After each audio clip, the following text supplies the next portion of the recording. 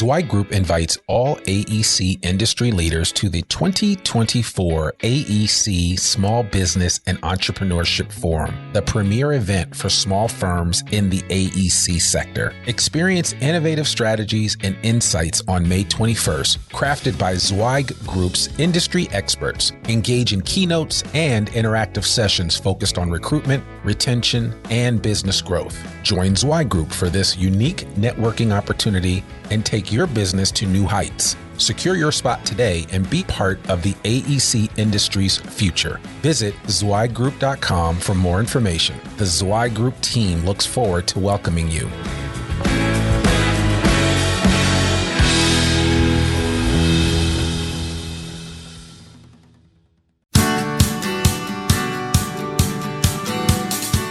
Welcome to the Zweig Letter Podcast, putting architectural, engineering, planning, and environmental consulting experts straight talk in your ear. These podcasts deliver great interviews with industry leaders and Zweig Group's 3 decades of invaluable research, leadership.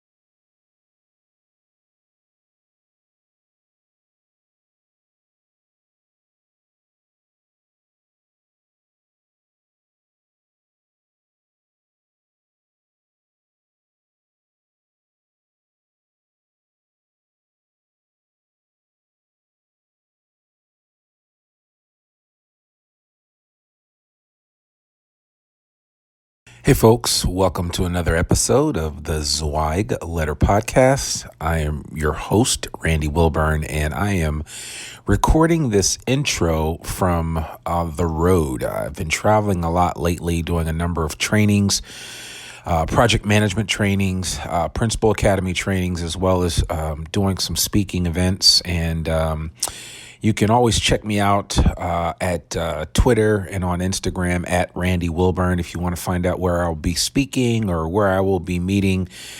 We do a lot of in-house trainings for a number of different firms around the country, as well as a lot of public-facing events. So certainly want to encourage you, if you ever want to find out more about those, just reach out to me via email, rwilburn@zweiggroup.com, and I'll be more than happy to connect with you, and maybe I'll be in your neck of the woods and we can catch up and get together for coffee or a beer or something like that. But anyway, without further ado, over the next couple of weeks, what I'm going to be doing is sharing with the listening audience of the Zweig Letter Podcast samples from the Hot Firm event that we just had in Dallas, Texas last month.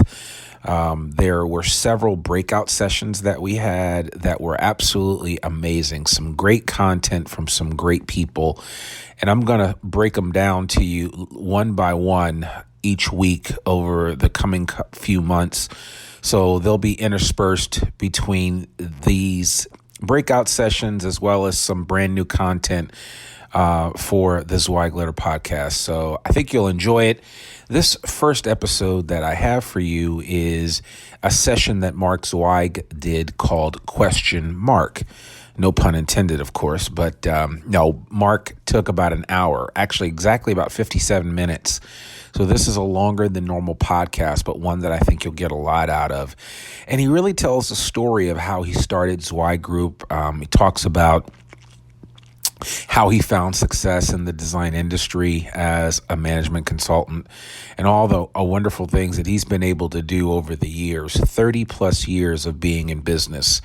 This is really, really a great story. It's definitely worth listening to, and I really hope you enjoy it. It is a little on the longer side, but if you have to break it up or maybe listen to it on a long run, I think it'll be worth your while.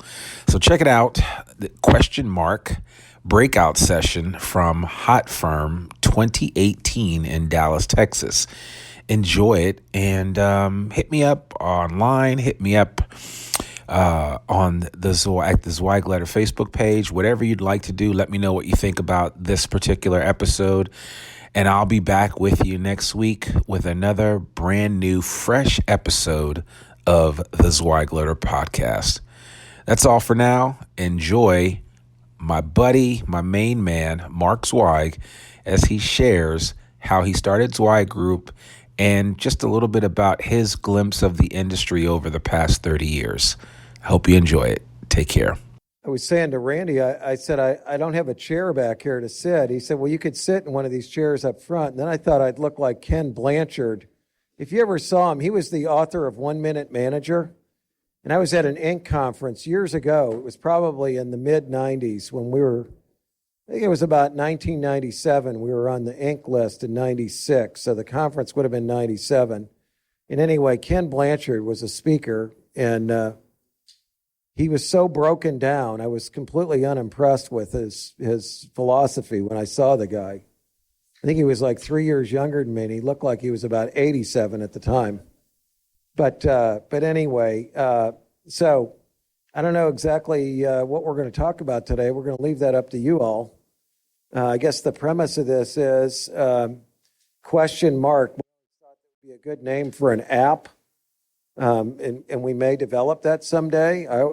So you could just put any question about AE firm management in there, and it would give you an instant answer. Now, it may not be the right answer, but it would give you an answer.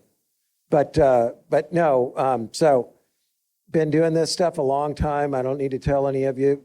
38 years in this business, and have been an owner in probably a half a dozen different companies, and seen a lot. And we do a lot of research, still work with a lot of clients, some of the firms in this room. It's been a continuous learning experience for me.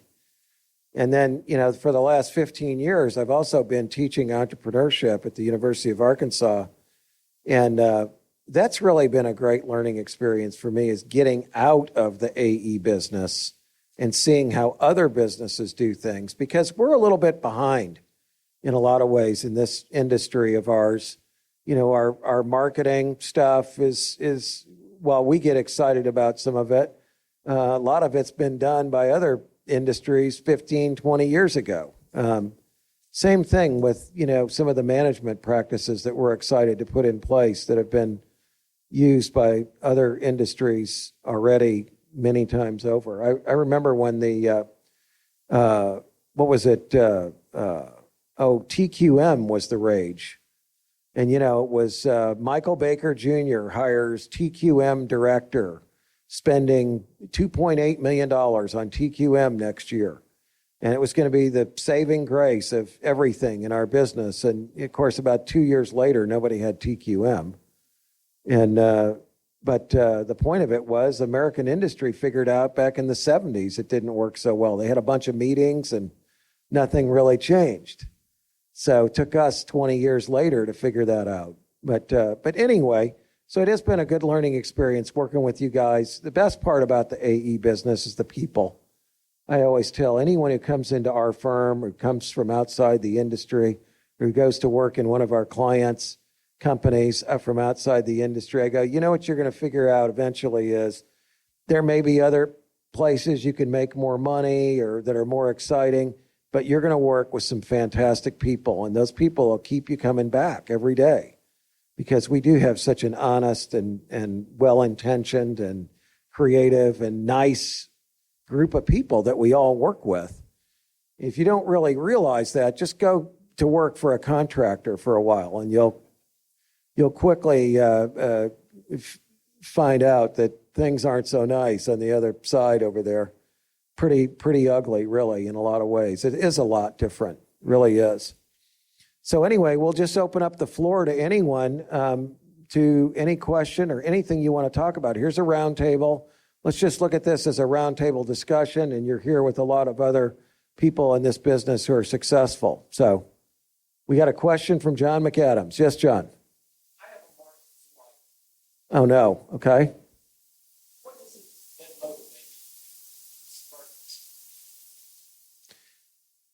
You really want to know? Well, I'll tell you. There were two things. One is I'd worked for two companies before, and I thought I was pretty smart. I'm not sure I was in retrospect, but I knew I would never be able to be the CEO because I was not an engineer nor an architect. But I loved the AE business. So you had to do something. I had to do something. I had to work for a company that sold what I did. Okay. And what I did was provide management and marketing knowledge. But, I'm not sure everybody here knows this, and maybe you don't even want to hear it, but the truth is I got fired from my job. I worked for Frank Stasiowski for 6.5 months. I was hired to work there to be the number 2 guy at PSMJ. And when I walked in the door, it was an absolute disaster. The first day, I had to go get myself some pads of paper and pens at Staples. And he said, we've got an account, or at the office supply store, he said, we've got an account down there. Just go down and get what you need. So I go down there and they go, cash and carry. I said, what's that mean? They said, you have to pay. I go, I was told we have an account here. They said, you guys don't pay your bills. Okay, and I thought, oh shit, now what did I get into? Then, my relocation expenses were supposed to be reimbursed, and I lived here in the DFW area. I drive my family up there, had the movers, whatever, and we get up there, and so I turned in my receipts for my trip, and we stayed at wonderful hotels. At the time, it was like Ramada Inns or Red Roof Inns. Ate at Burger King, and he didn't want to reimburse me for my Burger King meal tickets. Then after that, coupled with the cut-off credit, I knew I'd made a mistake. And anyway, it was a really ugly situation. I had 7 of the guys' relatives in there. They had no information. I had to tell the employees that their pension plan was no longer in effect when Frank went out of town. The last thing that happened to me is I discovered when I was there, I got some business cards. So my business cards come, and the package of 500 cards was $180. It's $180. It should be like $35, $40 at the time for the business cards I got. So I found out, I said, from now on, we're going to have 3 bids on all printing. We can't buy any printing. And we spent at the time about $400,000 a year on printing. Well, it turns out that Frank's wife's cousin, who worked for us, bought all our printing. Our printing was being bought by a guy who was best man at his wedding. Okay, so he had a print broker buddy, and that guy was either kicking him back money or whatever. But the bottom line is, when I did that, of course, he hated me. So then he turned Frank's wife against me, and Frank's sister, and Frank's brother, and everybody worked there. He didn't have a brother, but his father-in-law. And I had like 7 family members in the place to contend with. So one time he went out of town, they all went over there, and they said either we go or Zweig goes. So needless to say, it was me. And after I experienced that, when I did a good job, I turned the place around from a very bad financial situation in a relatively short time. And I said, I'm never going to work for anybody else again. I got screwed. I was doing a good job. I got screwed. That's it. I took a little walk. I walked down the railroad tracks. I thought for a minute about staying on the tracks. And then I reconsidered it. I called up Jerry Allen, who was my boss at Carter and Burgess, or my mentor. And Jerry's like, you want me to come up there and beat that guy up for you? I said, no. It's like, he was really ready to get on a plane and come up here and punch him out. I mean, it pissed him off. But no, I said, and Frank was an early client of mine because he knew I was capable. They became a client. And Carter and Burgess and VHB, who's another company that's on our hot firm list this year. And that really got me started. So that's a long story, but that's a bad employment experience, John. Yes. Yeah.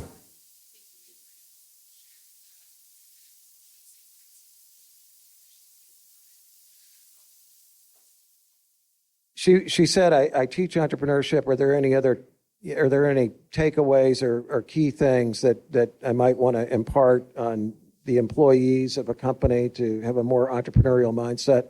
Yeah, I think the main thing, there's a couple ideas I think are really important. And I think most of the people in here understand this one. And that is, the difference in a small business and an entrepreneurial venture is the small business exists so you can suck as much money out of it as you can along the way, and it may have no value at the end. And of course, a lot of firms in our business were operated like that. Some of us worked in those companies early on. The entrepreneurial venture, it's all about building value in the enterprise that someday when you leave, you can, cash in on that. And so that takes deferring your harvesting. and reinvesting your grain, replanting. And it's a completely different mentality. If your goal is to really build, then you've got to hire different quality people. You don't just find good order takers. You find people who can actually think and do things better than you. You have to have better systems. Everything's different. So I think that's one thing. I think the other thing, though, and I was just talking, we recently hired Bill Fox. He's here. He was the head of the Small Business Development Center on campus. And in fact, he and Tracy Jeffers, who also works for us, she also was in that job. So the local SBA guy said, would you stop hiring our directors of that center? But anyway, so we have a new one, and she's a former bank president. I had coffee with her a couple days ago. She was very successful in the banking world, and then her bank sold, and she basically got forced out. And so she ends up in this job as the head of our Small Business Development Center. And we talked about the common problems that we see. And for me, and my students work with small businesses. In my spring class, I've got 2 sections of a class, and they have to work with an area business or a business anywhere. Some of them are in their home countries or wherever. But they work with a business to increase revenue, increase profitability, reduce risk, and increase the value of the enterprise. That's the assignment, and they can use any methodology they want to do that. And they have to make recommendations to the owner and then report back on what the owner says. And so I've seen like 1,000 different companies in the last 15 years going through this with my students. And it's an eye-opener. And what I see over and over are common themes that cut across every single business.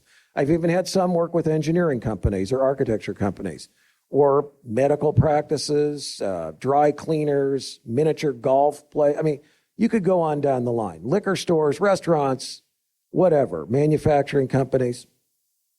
The only requirement is the business can't be doing over $50 million a year, and it's got to be privately held.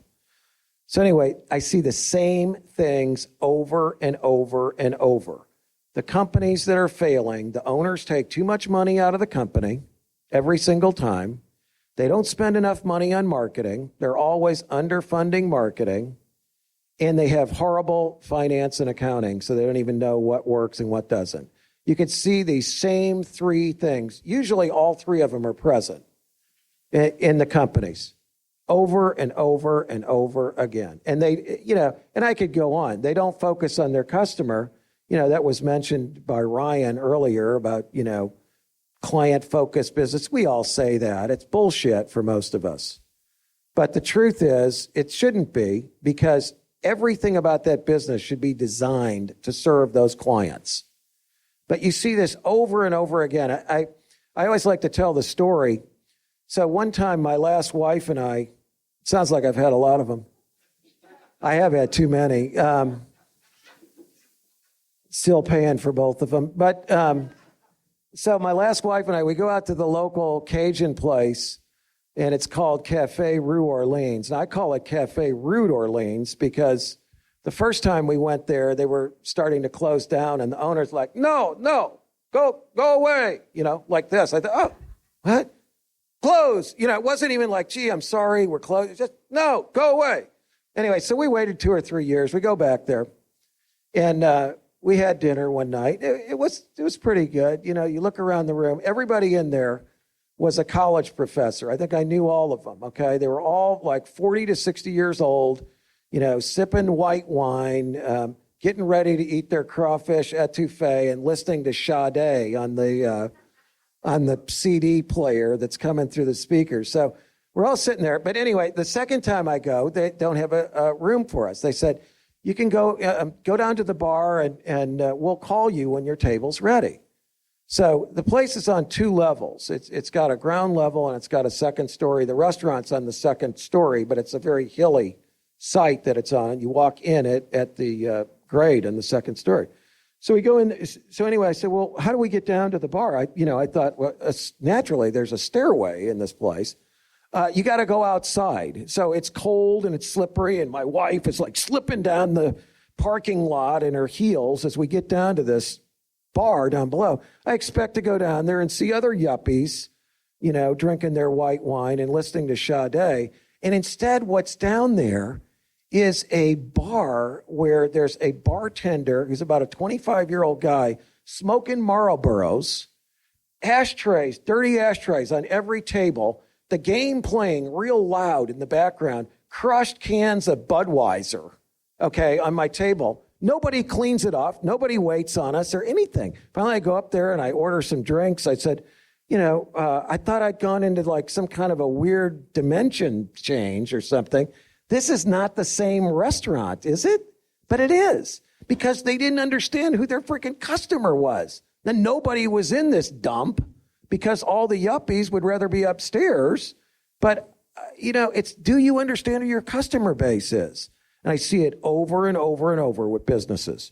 I got a student, he started up a very upmarket taco business. So where does he locate it? Locates over by the high school where you got nothing but high school students.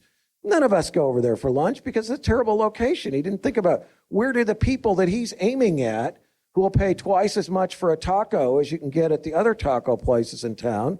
They're not over there by the high school because he wasn't focusing on who his clients were or customers were. So I see the same thing out there in the AE firms we work for. And I see this mistake made over and over again. But anyway, that's a long, forgive that tirade on what some of the things I see are. But there are some big differences and some important things people need to learn. I think the other thing that, you hear a lot of today is, failure's good. I hear this all the time. I had some guy come in my class and he says, if you're ever going to be a millionaire, you're going to go broke at least once. So I called him out in the hall. I said, don't tell my students that shit. You go broke, you hurt a lot of people. Our goal is to not go broke. Okay? It's a very simple idea. Today, it's all, failure's great. Fail a lot. Fail, Susie. Fail, fail, fail. Okay? We just can't fail all the time. I mean, we're going to run out of money and friends and people who, will give us money. I mean, it's a ludicrous idea. I mean, I think our goal should be to avoid. You can learn a lot from failure. Yes, you can. But guess what? Maybe you don't have to learn that if you succeed. I mean, I know that sounds terrible, but it absolutely drives me crazy when I hear failure's good. And, and of course, the guy is now our leading startup expert in our entrepreneurial ecosystem in Northwest Arkansas. He's got a company, Startup Junkie. What did you do for a living before? I was in the military. Okay, and then what did you do? Well, I was a minor member of 2 startups. They both failed. I got fired, and then I went to work for the University of Arkansas. And now I'm an Entrepreneur of the Year, according to the Business Journal, but my company gets all its money from the Rockefeller Foundation and the city of Fayetteville and the Northwest Arkansas Chamber of Commerce. It's all grant money. What the hell do you know about starting companies? Okay? You've never done anything that ever worked right. So, but he is every single day in the newspaper. There's the entrepreneurship expert in startups. So I guess the other thing is be careful of the information you get and who you're getting it from. Find out if it's any good. Because there's a lot of bad information out there on business and entrepreneurship purveyed by a lot of people who haven't been successful. Yes, Steve. Talk about how as a founder and a CEO, you building side, but profit side, the founders who can't replace in the first off limits the growth. That is a small business problem too. The control freak, I'm better than everybody else. No one's as good at me at this or that, so therefore I can't ever pass the reins. Huge problem. I mean, first off, don't replace yourself. Get somebody else who's better than yourself. Nobody's going to be exactly like me. I think that's the problem with a lot of founders. They're out looking for somebody who's just like them. And you're never going to find anybody who's just like you. So they never find anybody just like them, so they never do anything. So the place rises and falls with them. The business has to evolve. And so it may be 3 people, or it may be 1 person, but they're different than you. And you match them up with some other people. I think the barrier to all of it is your ego. It's only recently that my ego is finally getting in check enough to start actually doing things that I think will be better for me in the long run, if that makes sense. You just, it takes a conscious effort. You got to have a little bit of faith in people. And, nobody's as good at you, as good as you are, maybe, at doing something at first, but give them a chance and maybe they'll be better. That's what I found. It's worked out if you pick the right people. And, fortunately in my case, that's one thing I think I can do fairly well is pick people. And I do it because I look for people who have a good work ethic and who are honest and intelligent. And basically, they can learn anything. If you have too many narrow requirements about their technical background or their particular history and their role or whatever, then I think you're more likely to make a mistake because you forget those other things are really more important. Yes?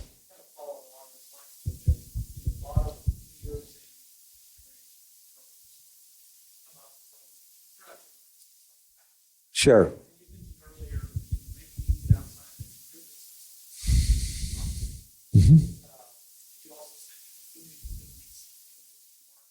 Right.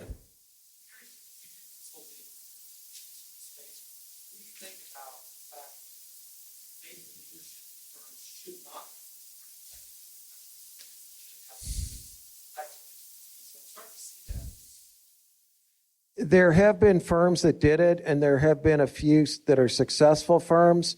It's very difficult to do, though. I mean, the line staff, rank and file, they want to work for somebody that they can identify with. And so I think it's very difficult. I'd love to say, yeah, it's great. We need to get people from outside the AE business.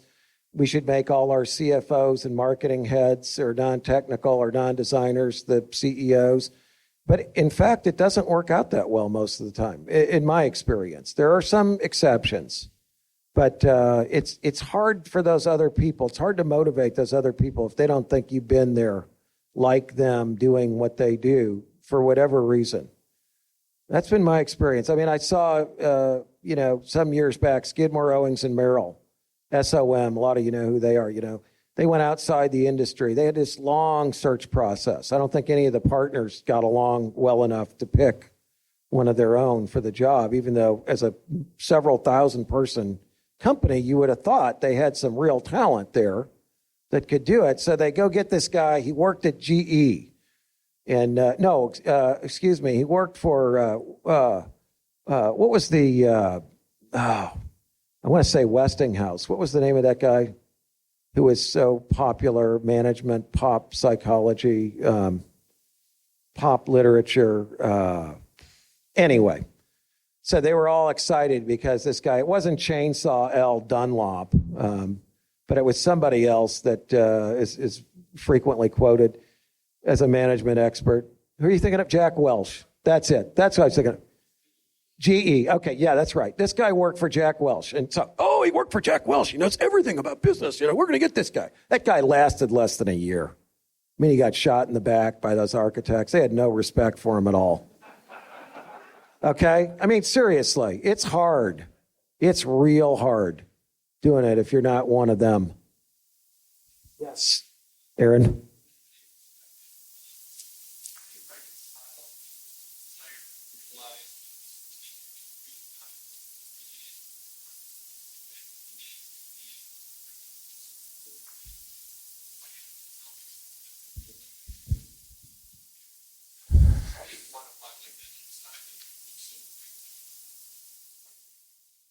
It's hard. I'm not sure you can quantify it. I think some of it has to be intuition, because the truth is you should get some synergy, even though people hate that term. It's not just buying this company and we stick it out there and everything stays the same and whatever it does adds and whatever it doesn't do subtracts. It's just not that simple. You have to use your experience and knowledge, and that means you take a risk. You make an educated guess.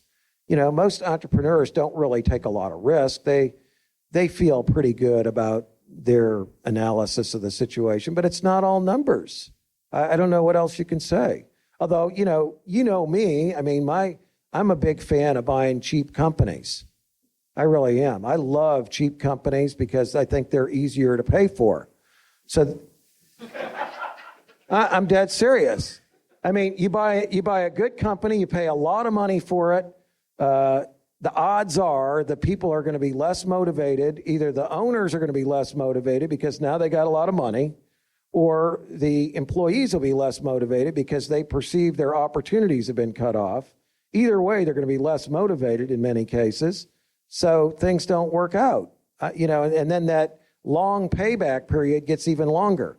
If it's got some problems and you can come in and help those people, they got bad marketing, they don't have enough cash to pay their bills, they got an old fart owner who's sucking off the teat of the mothership and not contributing, and you can get them out of the way with this transaction, then it makes a lot more sense. But you're not overpaying for it either, because it's got a problem and everybody recognizes it. So that's why I like the problem companies.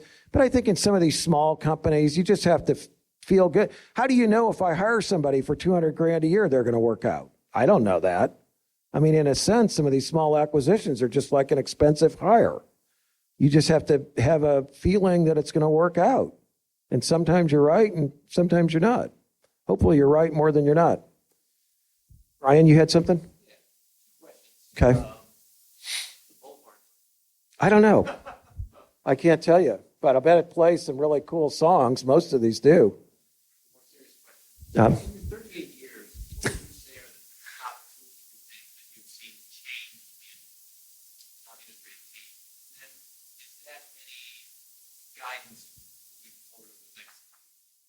Well, the top 2 or 3 things, I think the development of the marketing function. I mean, really, when I started, marketing had just sort of become allowed. I mean, really, it was against the credos in the 70s of architecture and engineering. You couldn't really market. So marketing as a discipline was a new thing when I started out. My boss, my first job was head of project development because he didn't like the word marketing. And he said, stay in the back room so nobody even sees you're here. I mean, seriously, that's the way he talked to me. And so I was thrown in with a bunch of asbestos abatement technicians. There were 7 of us in one giant cubicle with a phone on the pole. And when your wife called you, you had to go walk to the pole. And of course, then you were, subject to scrutiny. But I think the big changes, I mean, we see business knowledge as valuable. 38 years ago, it really wasn't. My first mentor in this business was a guy named Irving Weiss, and he worked for, his company was called Pickering, Wooten, Smith, and Weiss, and then Pickering later in Memphis, and I ended up going to work there. He was a client of mine first for 3 years, and then I went to work for him in 1983. But Irv, he went through and got his MBA from Memphis State, an executive MBA program. He said, can you imagine what would happen if we applied modern management techniques to an AE firm? Gee, maybe we could do okay, like we do marketing and we do business planning and stuff like that. I mean, that was completely unheard of. So just really the integration of business knowledge to what used to be just professional practice type operations, I think has transformed the industry. People do a lot better today as a result of that. Oh, yeah. I mean, it's really exciting. I mean, what I see in this business is firms opening up to other services that are not AE services, realizing that the value of these businesses is they have really great client relationships with some very high-level people who could buy a lot more stuff than what we're currently selling them. And then I think the money people are starting to figure out, you know what? If the average return on equity is 69%, or 86% or 49%, and it usually runs somewhere in there, this is a pretty damn good business. We got to start looking at some of these. So the money starts to flow to it.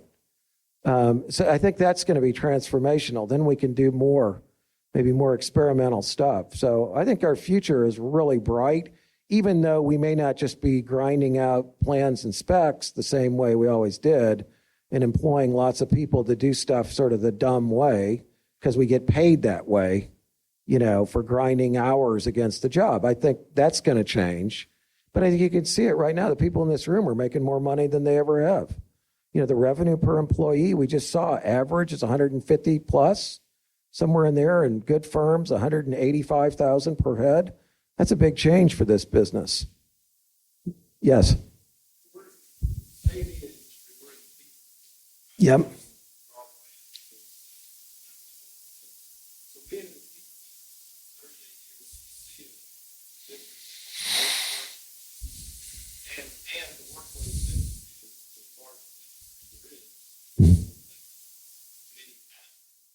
Sure.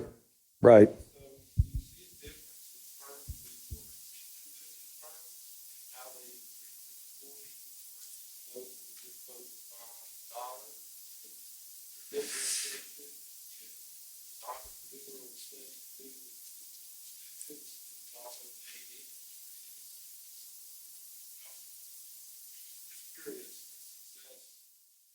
I don't know that I can. Well, I don't know that I looked at one versus the other, but I will say this. You got to treat your people well or they leave. I mean, everybody has free will. So no one is stuck working for you. If you abuse people, if you treat people with disrespect, if you don't pay people properly, they will leave.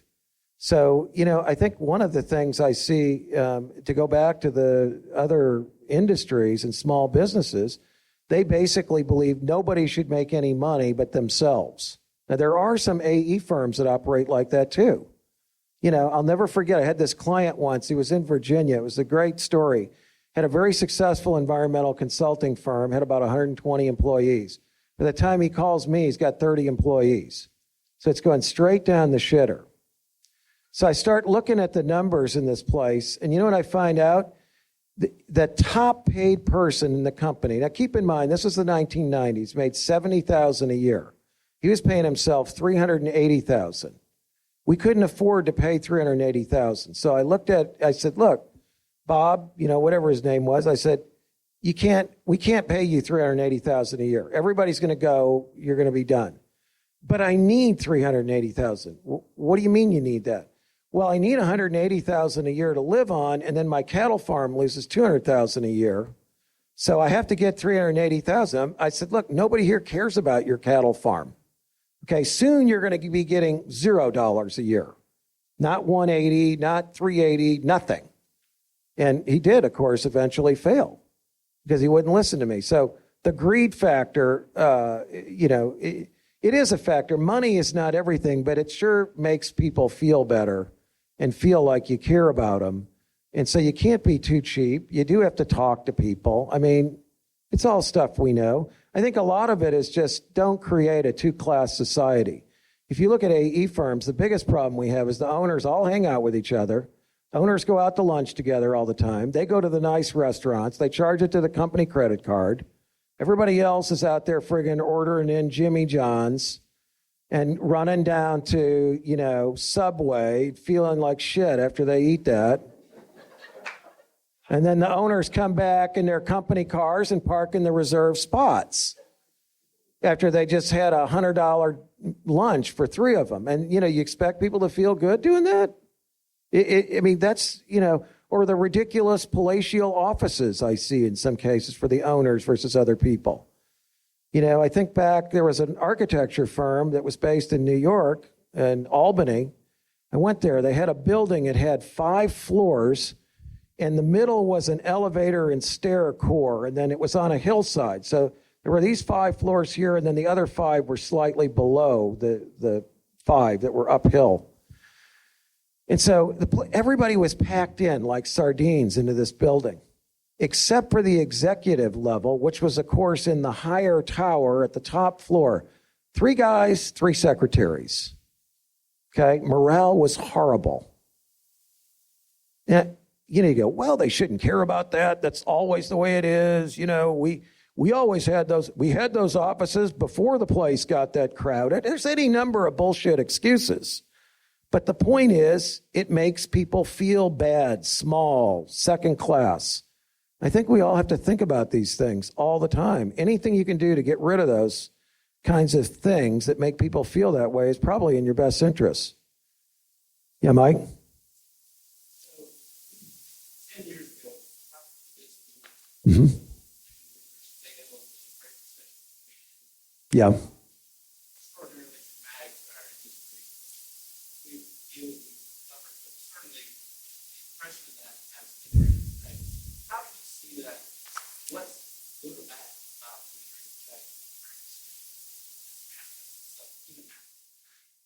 As much as I hate to say it, I don't think we learned our lesson. I say we repeat all the same mistakes over again. Every single one of them is going to be made again because the banks are lending money on crazy projects and developers are doing stupid. I'm a developer. I got too much real estate right now myself. Too many projects under construction, not enough I can sell. And it's a good economy because you get hooked. It's like, that's a deal, that's a deal, that's a deal. Wait a minute, I got too many deals here now. I think it's all going to happen again. The banks are lending money. It's crazy. You go in, I don't know if I ever told you, I bought 16 condos about 5 years ago. So the bank president comes up to me, I'm at the bank. He goes, Mark, I got some condos I want to sell you. I said, where are they? He told me. I said, I'm not interested. He said, oh, yes, you are. I'm going to make you such a good deal that you're going to buy these condos from me. 4 days later, I owned 16 condos. I walked out with a check for $102,500. Okay, I walked out of the bank with $102,500 in cash. Do you think you're going to have a problem again? Guarantee. And they were under the scrutiny of the federal banking authorities for lending too much money out to people. But they couldn't get rid of that property. They wanted to get rid of that property worse than they wanted to have a loan that the feds would look at with, suspiciously. So I think we're going to make all the same mistakes, as much as I wish that weren't the case. I say get ready because it'll happen again, but it won't necessarily be the same thing. There could be other things that happen. I mean, if anything good came out of it, we tightened our belts, maybe we diversified. We learned to be a little bit more fleet. Maybe we've got those early warning indicator systems set up. And we'll be maybe a little more willing to listen to the indicators when we see that they're starting to go the other way. But I think it's happening again. Yeah, Steve?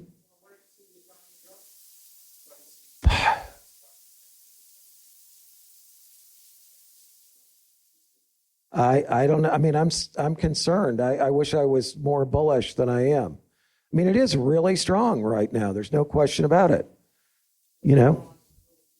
Exactly. I know. I mean, honestly, I think the greater the division between the haves and the have-nots, eventually the haves won't have a market for their stuff because the have-nots won't have any money to buy it. And then you're going to have a problem. So that's kind of what I see, honestly. Yes? What advice would you give us today to prepare for that next round? We're growing like crazy. Yeah. We're hiring like crazy. We spend lots of money on marketing. What should we be doing today? Well, first off, I don't think that just because you have a recession doesn't mean any one company necessarily has to go backwards, because I saw companies during the recession do better and better and better and better. So it also represents opportunities for you too. Realize that, but have your early warning signs in place. How many people here track web hits every single month, put it on a graph month by month and see if it's trending up or down and share that with all employees? I got one. Better start doing it. You need early warning indicators. That tells you if people are out there looking for AE services. I sit there every day. The first thing I do is I get a report from Zillow of all the new listings because I buy a lot of properties. Okay, I bought 2 houses in the last 2 weeks. But I sit, and so you know what I'm seeing now? I'm seeing a lot of price reduction, price reduction, price reduction, price reduction. That's starting to scare me. As much as I hate to admit it. So get your indicators in place. How many proposals are you making? How much, what's your hit rate? There are some early warning indicators out there, building permits, what's happening in the marketplace. Track it. Look very, very closely at it and don't ignore it. You may see it and go, yeah, but. Okay? Don't do that. If it starts going the other way, start slowing up on your hiring. That's probably the first thing I'd do. Continue to weed out the duds. Maybe save a little bit of money. Don't spend it all on bonuses this time. Put some of that cash away and pay tax if you have to. I mean, I think there's some things you got to do to tighten it up a little bit so you'll be a little bit better off. When the times get bad, whoever's got some dry powder out there is going to be able to buy companies really cheap and get some good people. That's a great time to grow. So for me in the real estate business, it was a great opportunity, obviously. You know, that's when I started buying stuff. Think about it. Buy when everybody's selling, sell when everybody's buying. You know that old adage. Yes, Chris?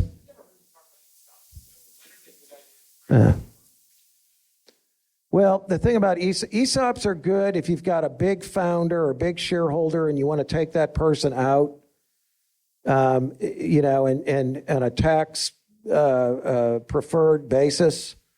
They can be very good for that. I was at Ellerbe Beckett when we were 100% ESOP. I was on their board, and we didn't like it. It got to where nobody owned the company. Because if you're an owner and you own shares in an ESOP trust through your pension or profit sharing plan, that's not the same as owning the shares.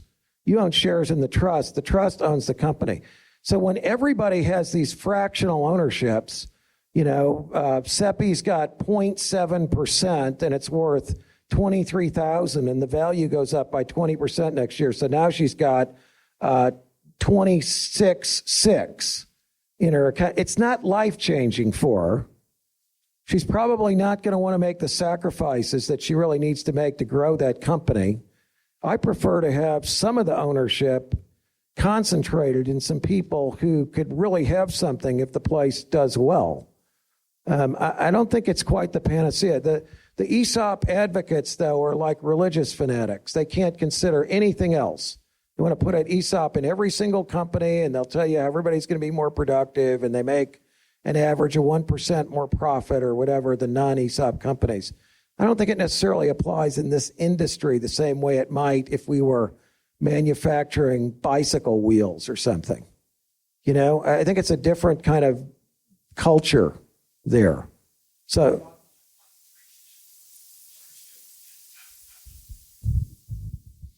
you have to make sure that just because they have ownership doesn't make them lords, doesn't make them unaccountable, doesn't mean they have to follow the same rules, work hard, doesn't mean they get all the perks and benefits. They just have the ownership. It can go up or down if the place performs well. If they make a lot of money, they can get a profit distribution that's commensurate with their share of ownership because they took risk and they've, that's the way I look at it. And if times are bad, they're the first ones to cut.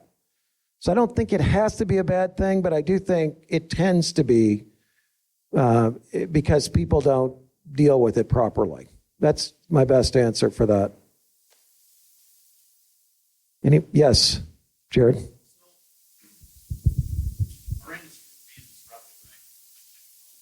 Mm-hmm.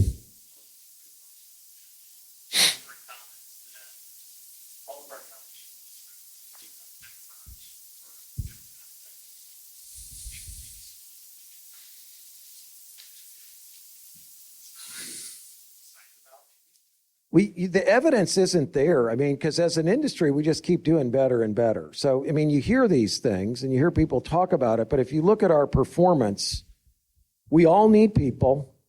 We all got more work to do than we can do, and our revenue per employee is going up, and we're very profitable. So the signs don't really show that we're being threatened by some of those things that we do talk about.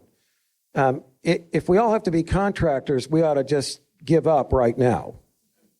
Because here's my experience, and personal included. We are horrible at it. I am a licensed general contractor. I have an unlimited license. I can build anything, commercial, institutional, residential, whatever.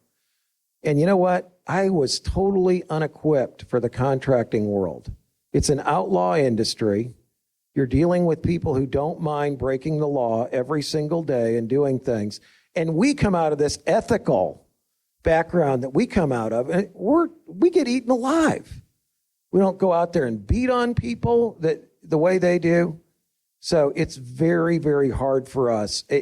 AE firms, typically, when they go into at-risk construction, they have so many problems with it. I can't tell you how many companies I've worked with that we tried that. Oh, God. We did 2 design build projects, where we were the prime. We're never going to do that again. So we don't do very well with it. There are obviously a few exceptions. That said, I think we can be professional service providers. I just don't know that we're necessarily going to do the same thing we did. And sure, isn't it kind of silly that we have to keep designing schools over and over and over again? Everyone's a new, fresh 100-yard dash. Aren't there really some things that we could figure out are sort of the best way to design a classroom and then do that over and over and maybe side adapt that? I think we do some kind of stupid stuff, really. And so we deserve those kinds of jobs are going to go away. But there's still a lot of stuff that's needed that AE firms do. A computer can't do all of it. Somebody's got to get out there and really figure out what the needs really are, And a computer can't do that. It may be able to do some of the production, but there are a lot of needs. There are a lot of problems. Clean air, clean water, affordable housing. Transportation systems are going to completely change. We all know that. Whether it's electric cars, everything's changing. So I think there's going to be a lot of needs. And there's a pent-up demand just for repair and fixing all the stuff that's already out there, which is also not really a good place to, take some brain power. Can't automate all that. When you start talking about fixing what's already there, it's not a clean sheet of paper. So I'm pretty bullish, I think, on the long-term future. Our business isn't going to go away, I don't think. Anybody else out there? Yes, Chris.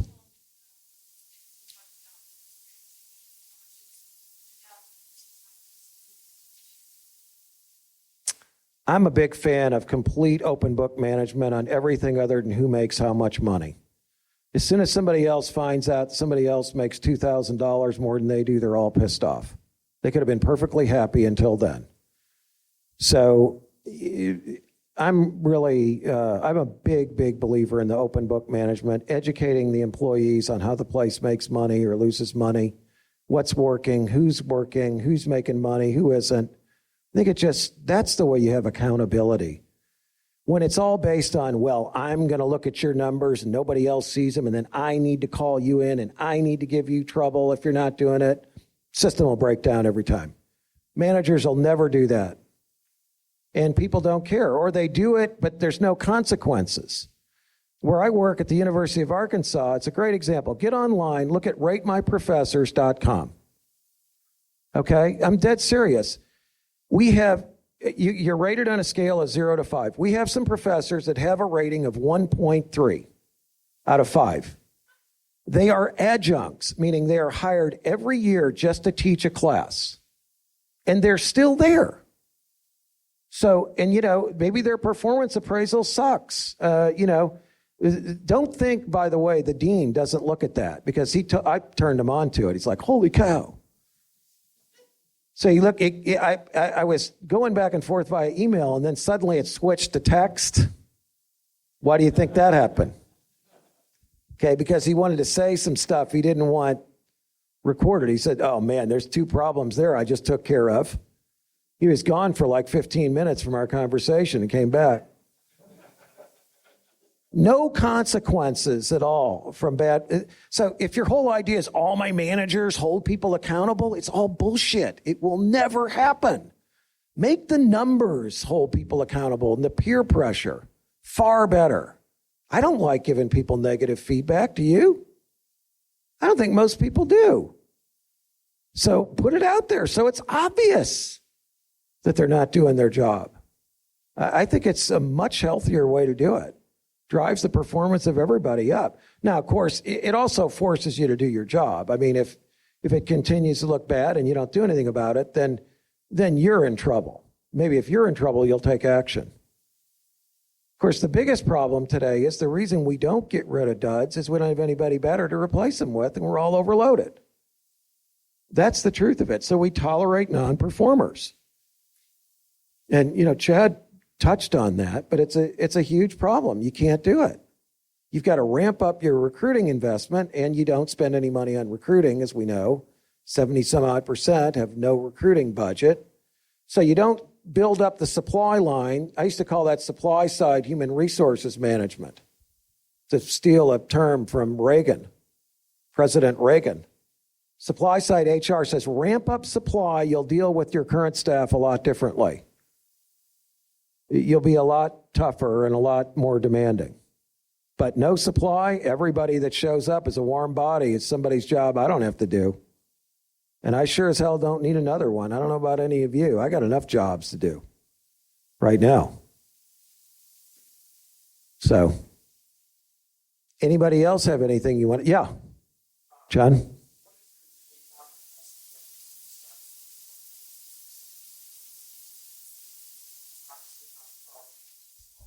Yeah.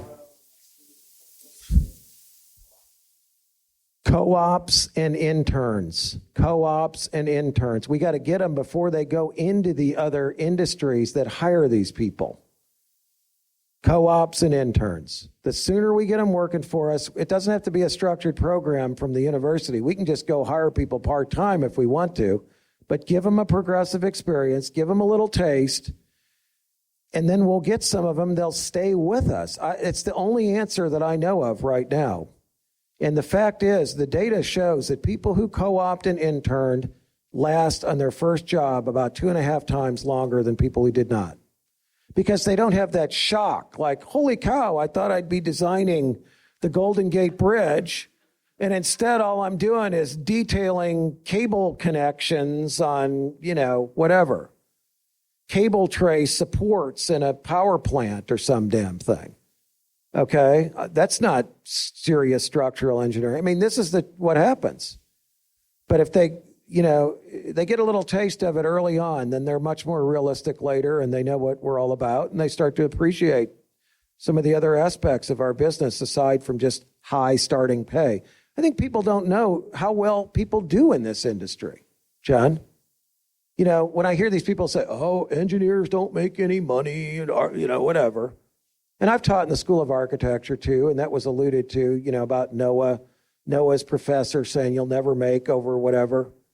You can't make any money in this business. Sure, they all do that. But I used to just roll in people that made $5 million a year in front of my students who are architects, who were clients of mine, and that sort of changed the tune a little bit. Get some examples out there of some people who do well. It's terrible when we talk badly about our own profession. I was at an NSPE career awareness seminar in Austin, Texas once, and there was one of the top guys at Sverdrup and Parcell was there. Any of you remember Sverdrup in St. Louis? They were an old line company. It was run by military. General Sverdrup was a general who started it. Anyway, pretty good sized company, and so they had representatives from all the various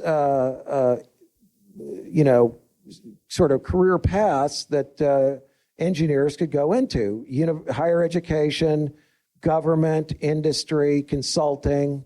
Can't remember, there was one more.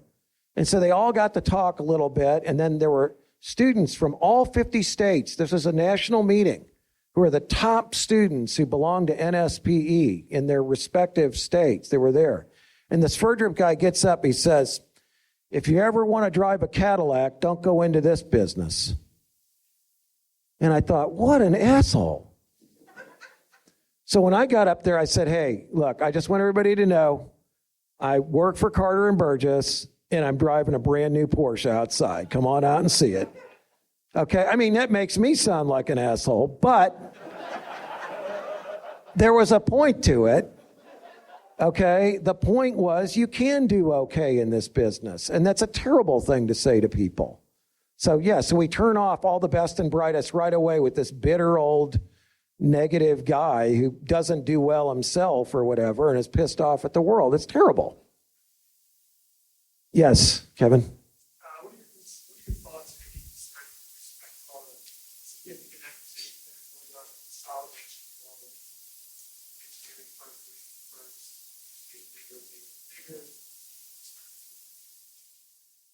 I mean, I don't see that necessarily as a bad thing. I think we're getting better about how we buy these companies. So, I'm happy for the entrepreneurs that founded these companies or own them and are willing to and are able to cash in on their sacrifices when they have these external sales, and hopefully that's why. But of course, I think as a company, the concern is cultural fragmentation, poor client service. I think there are many risks to all those acquisitions. People don't know what our values are. They do things differently. We let them go on and do things differently, maybe, and they aren't doing them so well. People get lost in the shuffle. We get too big. We don't treat our clients like we used to. There's no personal connection. So I think for the large enterprises, there's a risk. To a certain extent, they get vulnerable. And they also can get very bureaucratic. The larger you get, the more people we have on our board, the more decision-making bogs down. That makes us not so fleet and able to respond to changes out there in the marketplace. But on the other hand, there are some clients that only want to deal with mega companies. They see them as less risky. They can serve all their needs in all their locations. So I don't think it's necessarily a good or a bad thing, honestly. Anybody else out there? Steve, yes, one last question.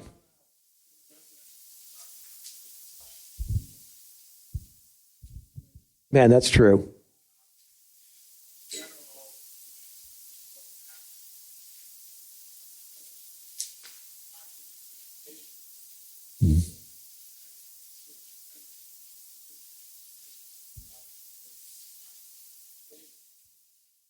I mean, we need trade schools so badly. And the thing is, it's looked down on. Today, everybody thinks I've either got to get a degree and have a job that pays me $100,000 or I work at McDonald's.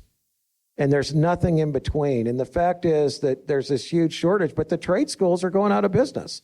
Maybe some of us need to start some new trade schools because there are some great jobs out there. I mean, we had carpenters making $120,000 a year living in Fayetteville, Arkansas that were shitty carpenters. So it's not like there's no good jobs out there, but there's nobody to do them, as you said. So it's terrible. I mean, that's one thing that unions do well is they do provide apprenticeship programs.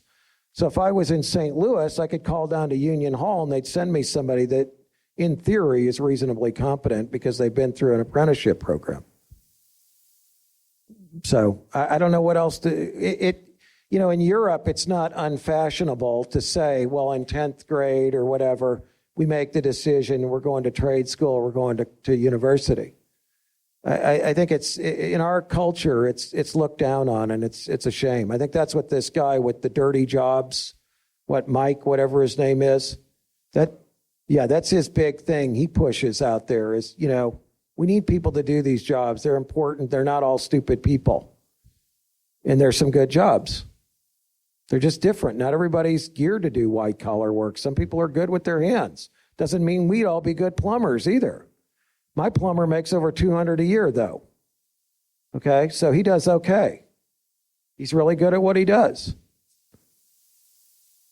So, all right, thanks everybody. We'll see you at the next session.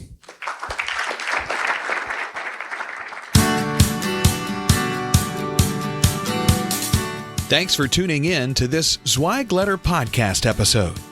If you want more wisdom and inspiration, in addition to information about M&A, strategic planning, HR, and marketing your firm, subscribe now to the digital version of the Zweig Letter free of charge. Just visit thezweigletter.com/subscribe and leave your email address. Your free subscription will begin immediately.